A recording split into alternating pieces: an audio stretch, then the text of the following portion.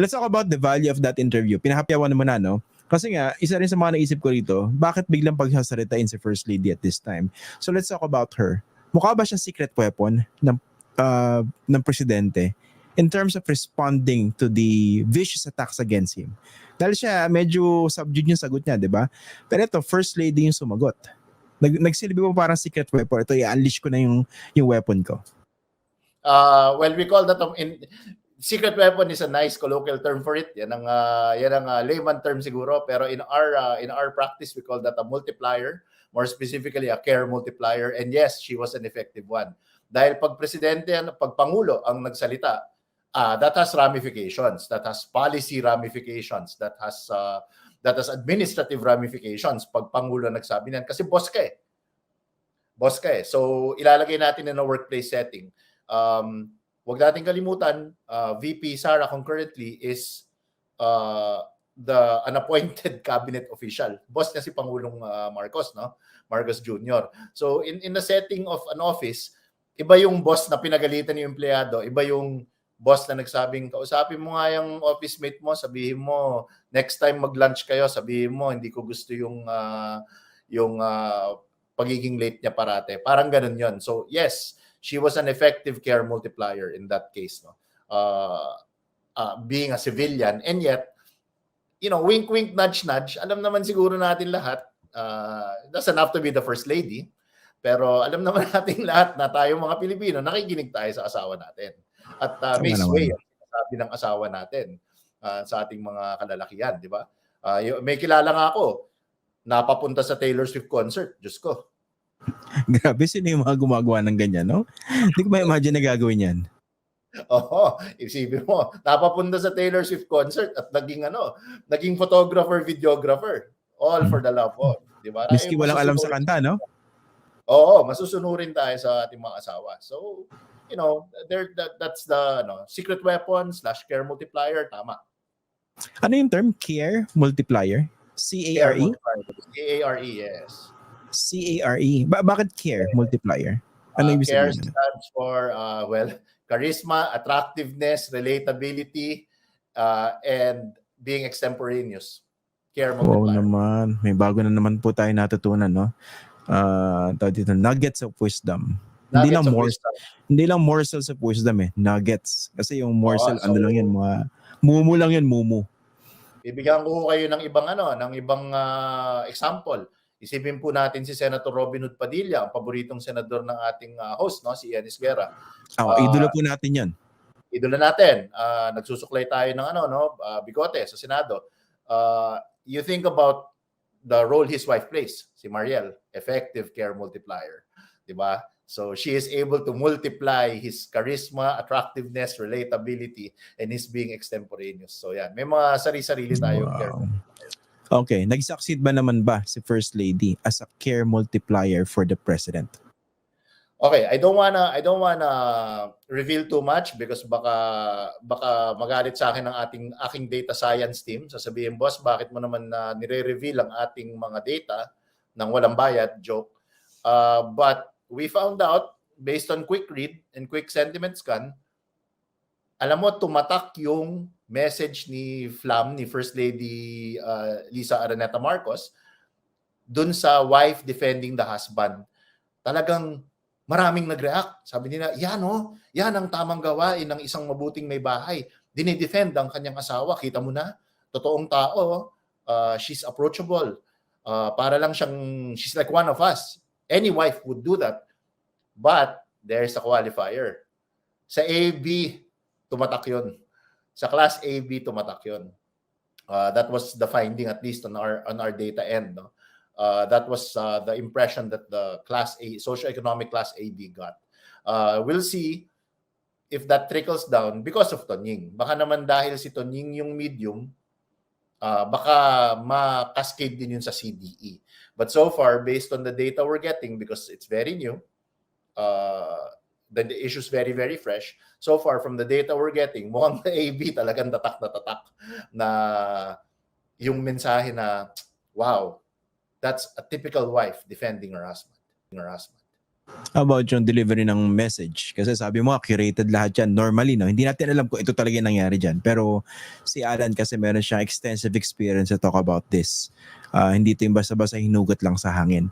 So yung messaging, the way it was delivered by the First Lady, mukha bang effective din? Kasi baka naman sa iba, baka naman na turn off yung iba, sinasabi parang konyo-konyo masyado yung salita niya. 'Di ba? In fact, that is the term, no? Ian just dated himself. Para sa mga hindi na nakakaintindi, this is a very 90s term, no? Yung mga konyo kids. What that means is, the country club set, the privileged set who tend to use, let's make tusok-tusok the fish balls. Yeah. Let's make baka, don't bitakot. Yan, di ba? Yan yung mga konyo talk.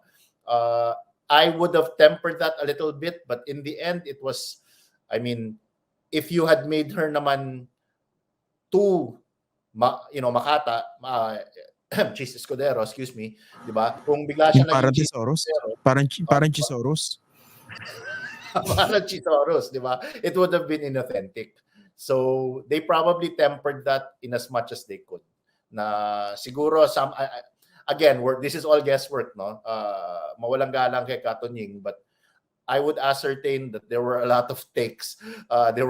Maybe there were a few instances na they looked at it and they reviewed it and medyo masyadong konyotic yung dating. So maybe they reshot it. Some of the quick answer to your question, Ian, is that's probably as good as we'll get from First Lady Lisa Araneta Marcos. Usually yung ganyan ba, pag ganyan kalaki interview, let's say from the end of the First Lady, again hindi natin sinasabing ito nangyari, pero usually you as a communicator, political communicator, pinaprep nyo yung subject, yung interviewee, pinapractice ba yan? You anticipate the questions, possible tao dito, ano yun sa baseball metaphor, yung curveballs. Curveballs, yes. 100% 100% we do that. I do that. One of my most famous clients, kasi we put them through the gauntlet eh. And backup talaga. May camera. We're watching in monitors about 2 days before the interview. Kasi day before the interview, dapat rest na yan eh. Bullet points lang yan. But about 2-3 days before the interview, we do that. We do a mock-up. One of my most famous clients, I will never forget, nung mock-up interview, habang ini-interview siya, nakatulog. Dahil, yung pala, para makalmado siya, uminom ng Valium. So habang ginagawa namin yung mock-up interview, rapid fire questions, biglang nakatulog. Nag-volume pala. Kilala ko ba yan? Kilalang kilala ito. Famous person ito. She is a very famous personality. She is a very famous personality. Tumakbo sa pagka-senador? Hindi. A very famous private individual who likes to get herself into controversy. But we were prepping her. I will message you, Ian. Paki-message naman ako, medyo nabibitin na ako. Gusto mo, tapusin muna natin itong interview na ito, i-resume na lang natin. Parang hindi ko yata kaya mag-proceed without that void being filled. Mababa ang EQ ni Ian. Mababa eh. Ako yung bata, kinain talaga yung cookie. Yes. Yung EQ test. I hope the people got that reference of the cookie test, no? Yung mga trolls palagay ko nagkakamot ulo na naman. Ano namang cookie pinagsasabi nito si Esguerra? Alan, pakibagalan yung pagsasalita. Troll lang kausap. Medyo baka mabagal ang pick up. Cookie. Yun po yung kinakain. Cookie test. Yes. Okay. So, pinaprep yan. Okay. 100%. Okay. That's prep. The lighting is prep. The outfit. How did you fare? Honestly, I personally, I thought the interview was ito yung term. She put her mahilig ka sa idiomatic expressions. I think she put her heart on her sleeve. She wore her heart on her sleeve, and it translated in terms of giving a new, I'm using my words very carefully, it allowed people to see another dimension to the First Lady. Kasi ang First Lady, ang common tao, wala naman silang encounter sa First Lady kung hindi ko yung nakikita nila sa media na she's accompanying the president, pictures, she's throwing a ball in Malacanang, etc. Pero ito, they were able to get a glimpse into what she is like as a wife, as a partner to the president. So I think it was effective. Kung nagustuhan niyo po itong video na ito, paki-like at share na lang po para mas marami pang makakita at makapanood. Kung gusto niyo po makibalita, follow niyo na rin po ako sa aking mga social media accounts na nakasulat po sa screen. Pwede rin po kayo magpadala ng super thanks, super like, super chat at super sticker sa YouTube, saka Facebook stars po. Alam niyo po, malayo po mararating ito para makagawa pa po kami ng mas maraming video na makatutulong po sa pagpapakalat ng tamang impormasyon para sa bawat Pilipino. Kada like, subscribe, follow at share ay pagsuporta po sa tunay na independent journalism sa bansa. Maraming salamat po.